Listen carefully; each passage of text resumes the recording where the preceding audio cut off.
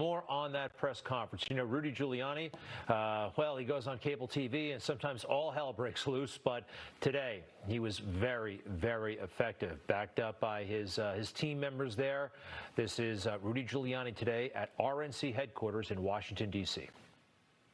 This is not a singular voter fraud in one state. This pattern repeats itself in a number of states. To any experienced investigator, prosecutor, would suggest that there was a plan from a centralized place to execute these various acts of voter fraud.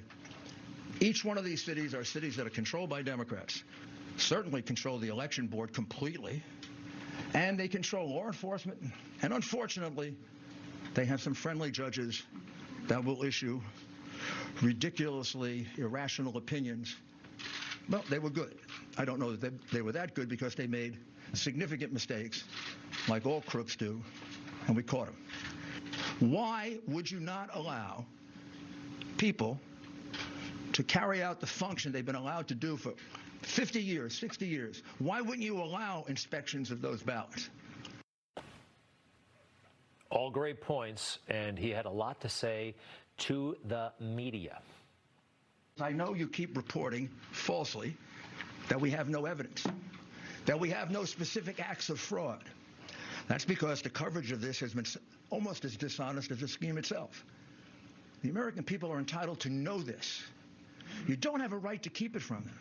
And it's tolerated because you condone it in the press, and you don't cover it, and you don't condemn it. And it shouldn't happen to a Republican or a Democrat. A lawyer shouldn't have to withdraw from a case because he's representing the President of the United States. 4 affiants here, those are people who give affidavits, report an incident that under any other circumstances would have been on the front page of all your newspapers if it didn't involve the hatred that you have, the irrational, pathological hatred that you have for the president. That is inarguable. If you think back to the phony Russia investigation and everything they led with, breaking news for nothing. The treatment they're showing the president right now, it's ridiculous. And he summed up today very, very powerfully. More from Rudy Giuliani. We let Al Gore carry on an election dispute longer than this one has been going on for one state and for Chad's. This happened in Pennsylvania, it happened in Michigan and Wisconsin. We have overvotes in numerous precincts of 150%, 200%, and 300%. In fact, we have precincts in which 2 times the number of people who live there, including children, voted. That's absurd. We let this happen, we're going to become Venezuela. Give us an opportunity to prove it in court, and we will. Overvotes, by the way. If you heard that phrase, not enough.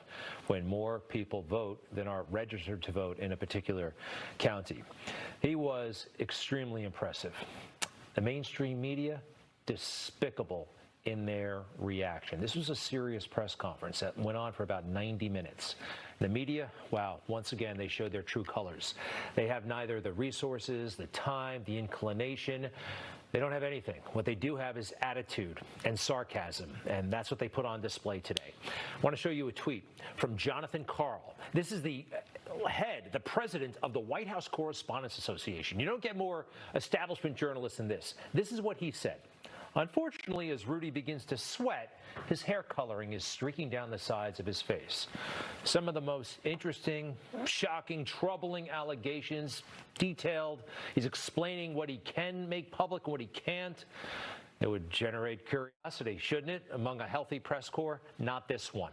They just wrote it off because they're too invested in Donald Trump losing. If he wins, they lose big time. They may not be around for much longer if he wins. Listen to this.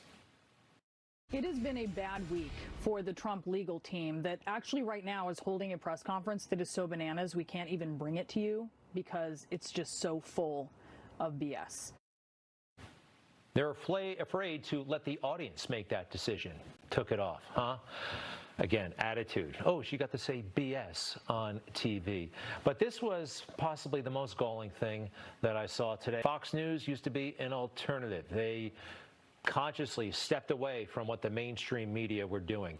This is one of their White House reporters on the North Lawn of the White House today, and what she said about one of America's most illustrious prosecutors ever.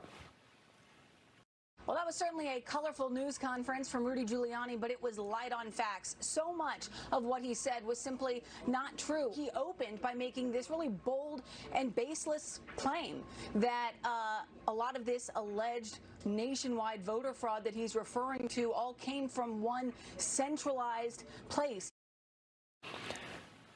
It's bold and baseless because someone didn't go to her and knock on her door and show her, hey, here's the evidence. Whatever happened to pursuing leads? This is big. And for all of them to just dismiss it, especially Fox, the nerve that they have, the arrogance. This reporter, I think she was in nursery school back when Rudy Giuliani was breaking up the mob here in New York City, when he was busting insider trading rackets on Wall Street. And she's not impressed by the colorful news conference. I am not impressed with her, Fox News, or just about anybody else in the mainstream media these days. They are fighting desperately for their survival. Oh, a couple of other items that I found interesting. Rudy brought it up today. You know, Joe Biden did admit to a voter fraud scheme in the works just a couple of weeks ago before the election. He did. He said it out loud. We have put together, I think, the most extensive and inclusive voter fraud organization in the history of American politics. Is that just Joe being Joe? I mean, just another of his many gaffes, or is that a Freudian slip of some kind? I think he was telling the truth. How about Hillary Clinton? Remember this? Don't concede, Joe Biden, no matter what happens. Never, ever concede.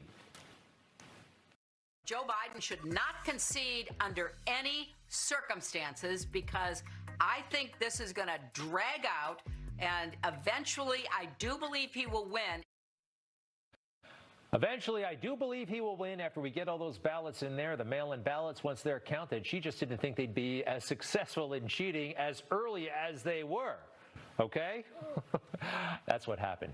Isn't it amazing that they give the president less respect in his legal maneuverings and challenges than they gave O.J. Simpson, an accused murderer? They never would have said that he was guilty ahead of time, or that there's absolutely no evidence that would help him. They developed TV shows about the evidence that could help him.